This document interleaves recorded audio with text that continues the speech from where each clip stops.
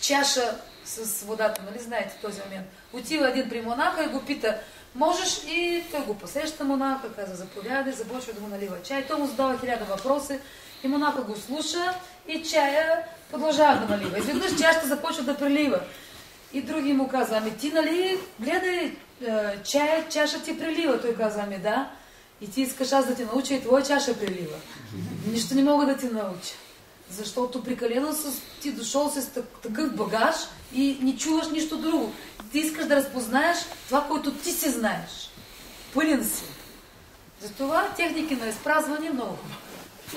Значи това е периода на изпразването на човека от егото, потискане го, пардон. Да. Жестки, плътен, не знам как на български да го приведа, знам, че по-руски жестки фоло. Плътно, да. Първа фаза. Когато ученика не знае нищо. Втора фаза. Минава време Т2. Тук какво става? Тук, ако Венцеслава нямала би своя качества, а би попивала само качества на Ива, тогава графика би започнала да се развива по някакъв такъв начин. Но, за това, че тя има свои лични качества и започва и негово да набира, значи тя и своя да добавя качества, затова тя вече се развива не така, а започва да набира нагоре.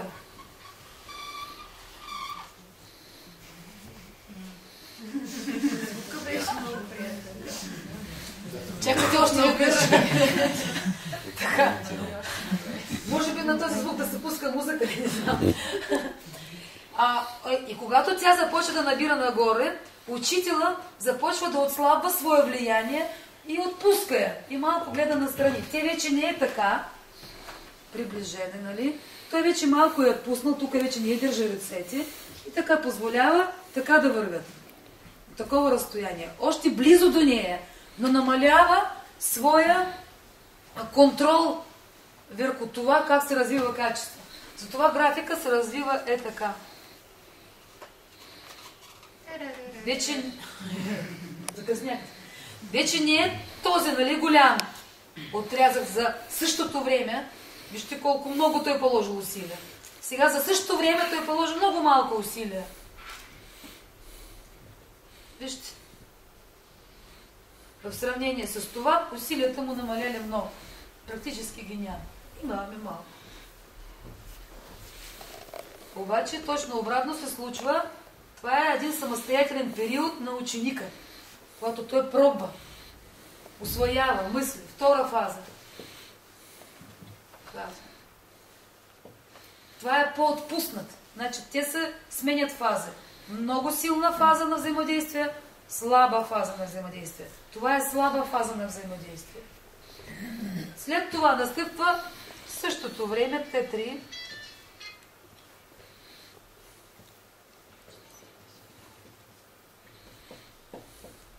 Настъпва фаза на изпита. Пак учителя погледна, обаче ученика вече... Обаче изпита как се прави? Тя вече не стои отзад, учителя я пуска отпред и казва, айде, давай. Тя обаче сама вече има този хъс, че качеството разбрала как работи. Той още гледа на нея, но вече върви отзад. И тя казва, ти вече не ми трябваш много-много. Той обаче продължава да наблюдава я. Какво прави? Нали, как става с нея. И тя върви си. И в този момент става така. Ученика продължава да набира личен опит. Период на набиране на личен опит. Учителя тук още гледа, а тук изобщо започва да отслабва своя влияние на ученика. Постепенно, нали тя... Хайде, подлата. Ходи. Ти за нея. Отиваш, обаче. Ти продължава да ходиш. Той все започва по-малко и наблюдава малко отстрани. По този начин работи. След това настъпва четвърта етап. Т4.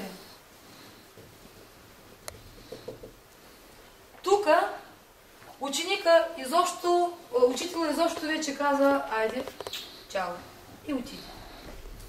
Да, нямате ключ.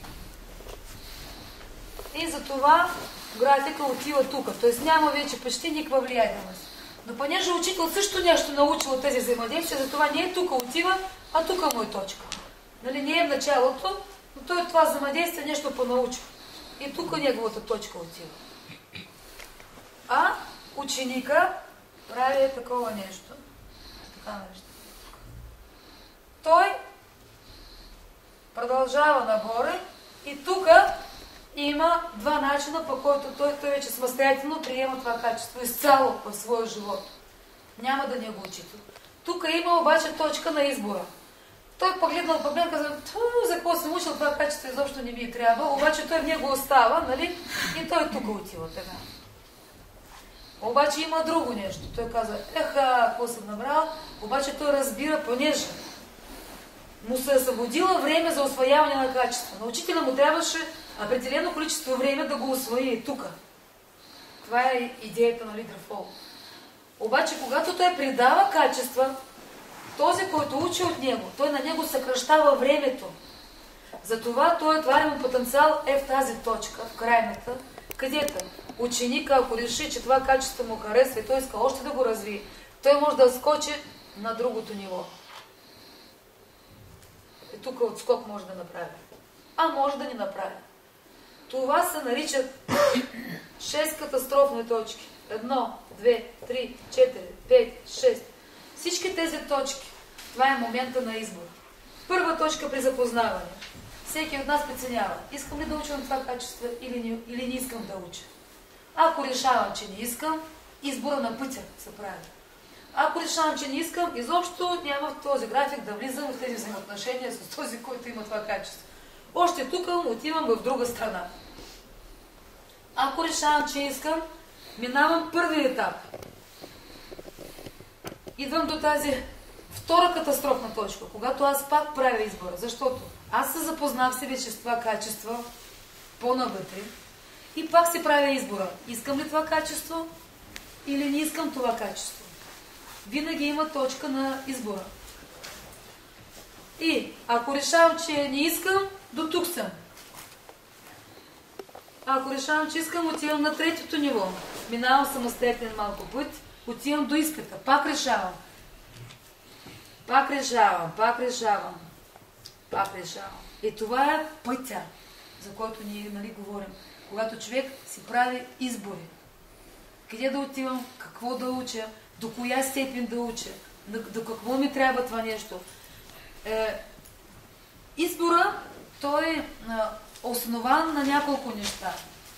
Първото, на това на колко е полезно това качество, човек може да го разбере, че той е полезно в живота и може да го предлага. Но има и друго нещо, което будизма много ми харесва, като казва.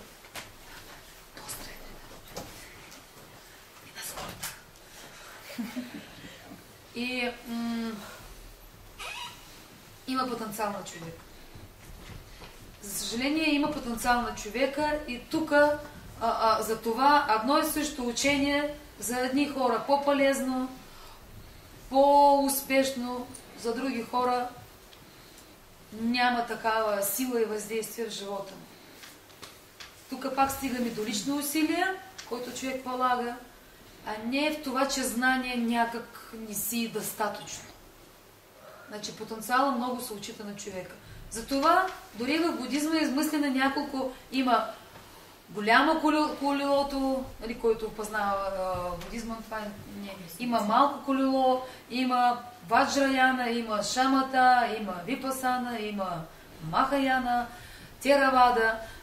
Това са измислени различни техники за различен потенциал на хора. Обикновено казват, че за среднестатистически човек нормално да използва практика Махаяна, която е по-голяма колесница, постепенно набиране на знанието. Постепенно усвояване на знанието. Так само като пример от будистка практика. Но това чаша с водата, нали знаете този момент. Отива един при монаха и го пита, можеш, и той го посреща монаха, каза заповядай, започва да му налива чай. Той му задава 1000 въпроси и монаха го слуша и чая продължава да налива. Изведнъж чашата започва да прелива.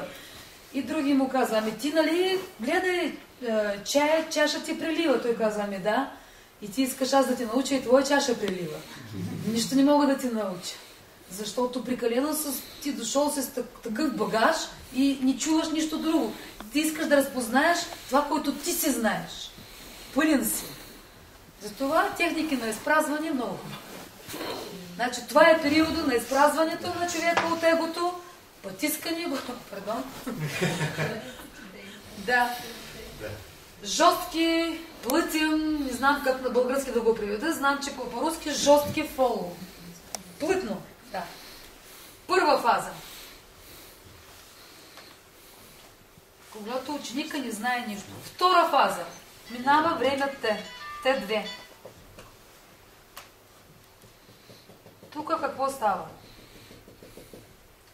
Тук, ако Венцеслава нямала би своя качества, а би попивала само качества на Ива, тогава графика би започнала да се развива по някакъв такъв начин. Но, за това, че тя има свои лични качества и започва и негово да набира, значи тя и своя да бавя качества, затова тя вече се развива не така, а започва да набира нагоре.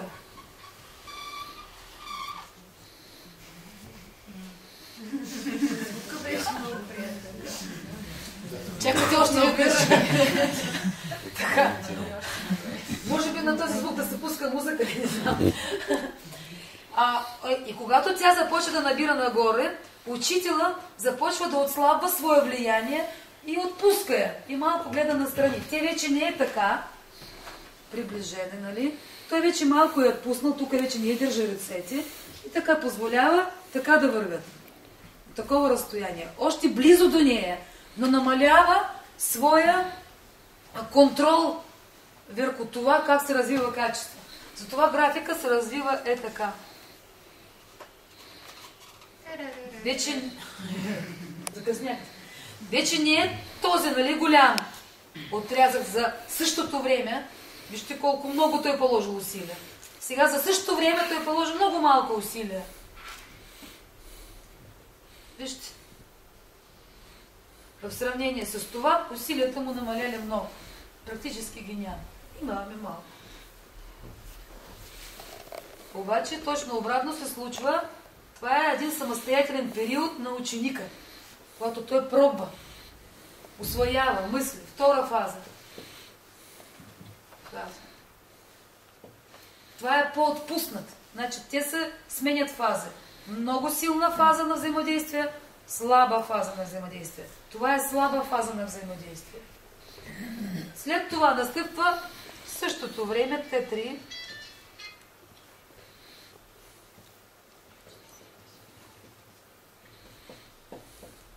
Настъпва фаза на изпита.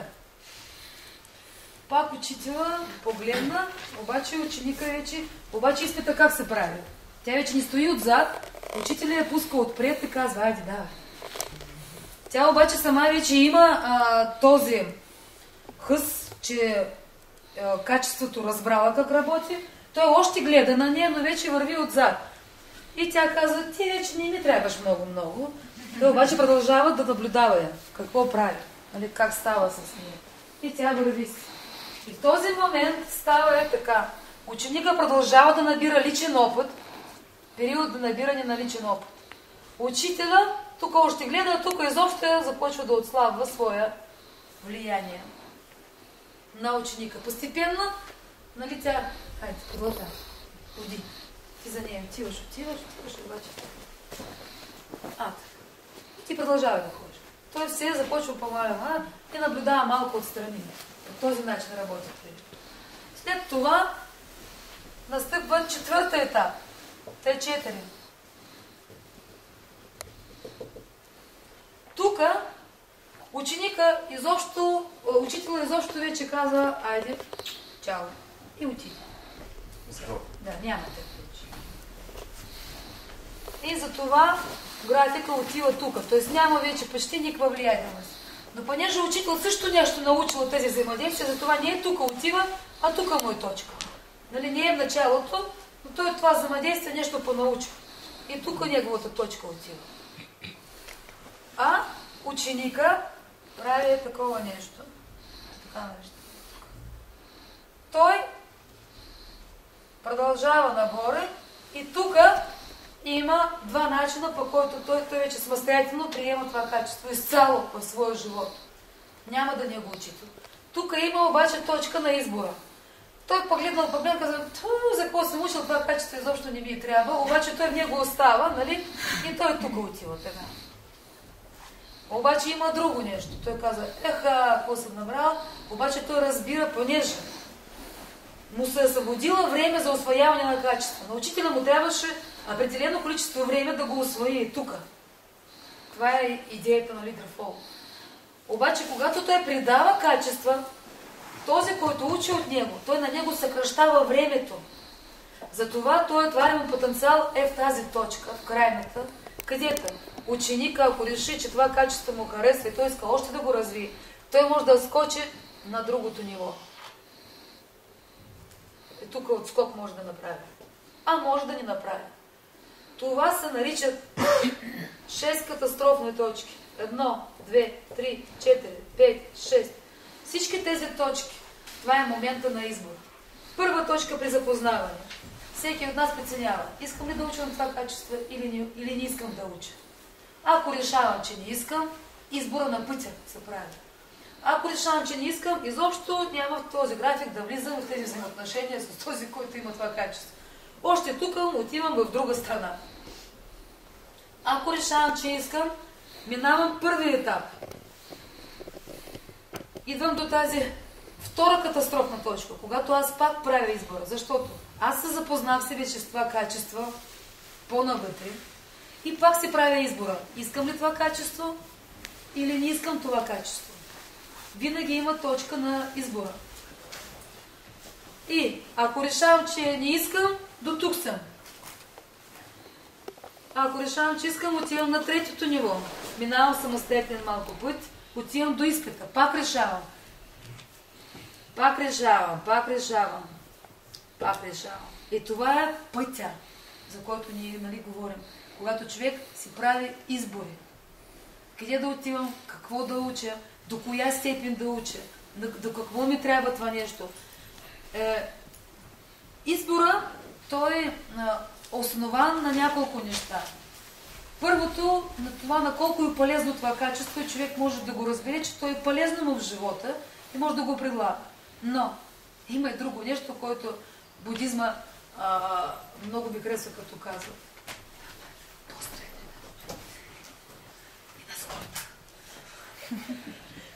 И има потенциал на човек.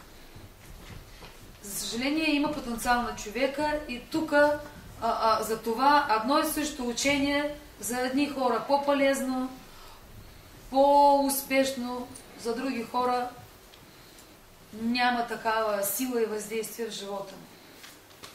Тук пак стигаме до лично усилие, който човек полага, а не в това, че знание някак не си достатъчно. Значи потенциалът много се отчита на човека. Затова дори в будизма е измислено няколко, има голямо колелото, който познава будизма, това не. Има малко колело, има ваджраяна, има шамата, има випасана, има махаяна, теравада. Това са измислени различни техники за различен потенциал на хора. Обикновено казват, че за средния статистически човек нормално да използва практика Махаяна, която е по-голяма колесница, постепенно набиране на знанието, постепенно усвояване на знанието.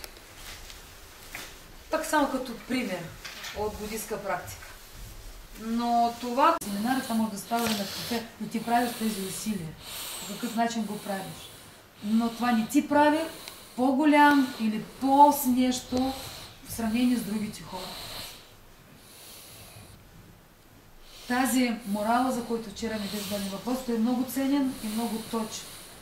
Но вчера пак, като спомних твой въпрос и спомних как още по-добре можем да отговорим и да не се притесняваме, че някой нещо започва да използва.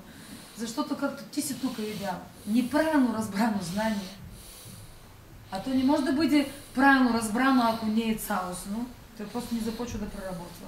Както тук, когато ние хем получили сме знания как трябва да работим на площадка. Хора излизат и още не могат да го приложат.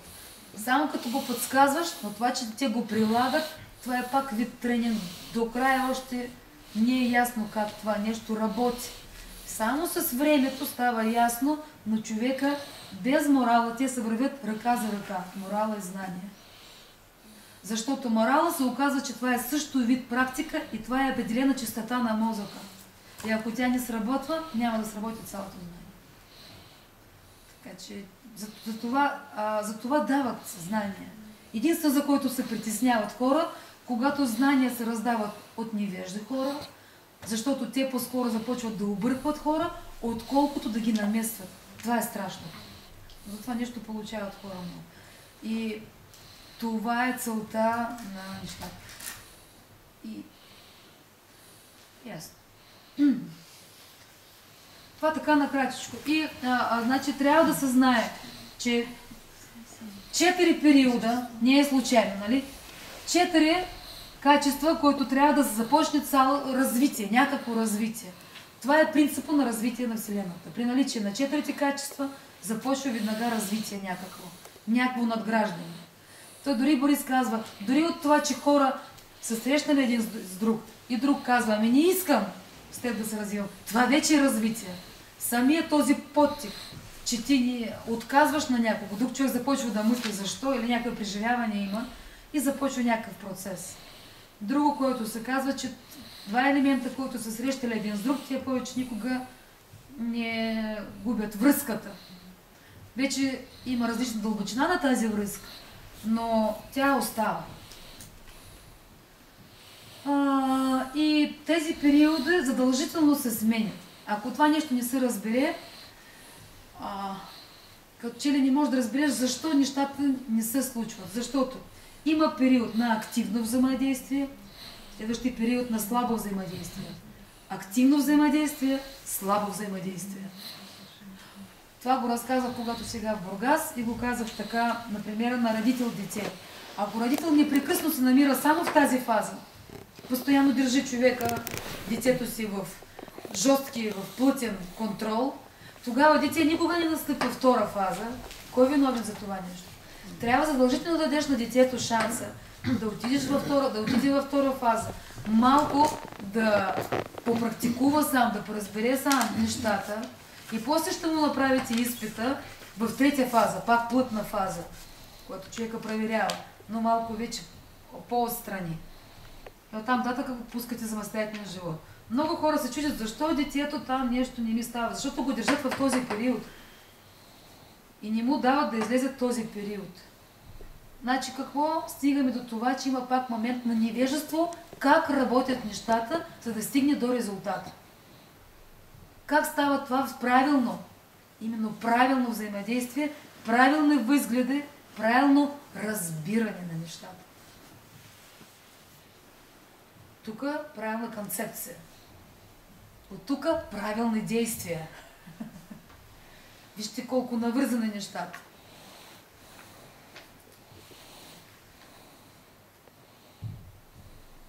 Това е накратичко. Има ли някакъв въпрос? Разбираемо ли? Ние сме слушали тази лекция много пъти, но тя хубаво се повтаря, защото става по-ясно. Аз лично също ме слушала много пъти, но когато сега дойдох в Русия, я слушах още 5 пъти тази лекция. Просто имам такава лекция на запис и слушам и разбирам и чак тогава до някъде разбрах, а всъщност какво става. Затова мога да я разкажа. И ние днеска говорихме с Тони и с Вили, седяхме, за това, че един път прослушана лекция е добре, и това е само за познаване. Трябва да се слуша и още, да се работи с материя, за да я вкараш наистина в ума си, както казват буддистите, за да започнеш да анализираш вече и да плуваш в тази материя, за да започне тя по някакъв начин да ти помага и да я разпознаваш как тя работи в живота ти и да започнеш да коригираш своя действие. Иначе остава само на фаза знание, по-скоро не знание, а запознаване, защото знание това, когато аз вече мога да го ползвам, на фаза запознаване теория. И това не работи в живота. И тук стигаме до правилно усилие. Ето ги, тези неща, те се въртят, те са взаимосвързани. Няма как.